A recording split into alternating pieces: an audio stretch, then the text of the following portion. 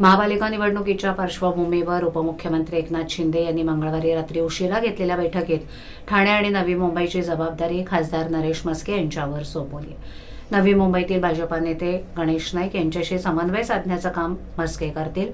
त्याचबरोबर कल्याण डोंबिवलीची धुरा खासदार श्रीकांत शिंदेंकडे तर मीरा भाईंदरचा भार प्रताप सरनाईक यांच्याकडे देण्यात आला.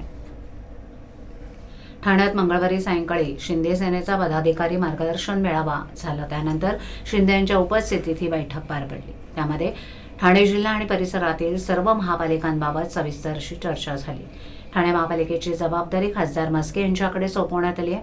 कल्याण डोंबिवली आणि उल्हासनगर महापालिकांसाठी खासदार शिंदे आणि गोपाळ लांडगे हे समन्वयक म्हणून काम पाहणार आहेत.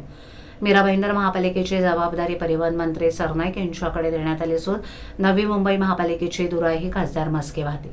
वसई विरार महापालिकेसाठी रवींद्र फाटक भाजपा समन्वय साधतील असं जाहीर करण्यात आले. या बैठकीला प्रताप सरनाईक, खासदार नरेश म्हस्के, रवींद्र फाटक, गोपाळ लांडगे, हेमंत पवार, विजय चौगुले यांच्यासह शिंदे सेनेचे प्रमुख पदाधिकारी उपस्थित होते. आता स्थानिक पातळीवर बैठकांचं सत्र सुरू होईल. त्या महापालिका क्षेत्रात जागा वाटप, स्थानिक प्रश्न, कार्यकर्त्यांची मतं आणि निवडणूक रणनीती यावर सखोल चर्चा केली जाईल.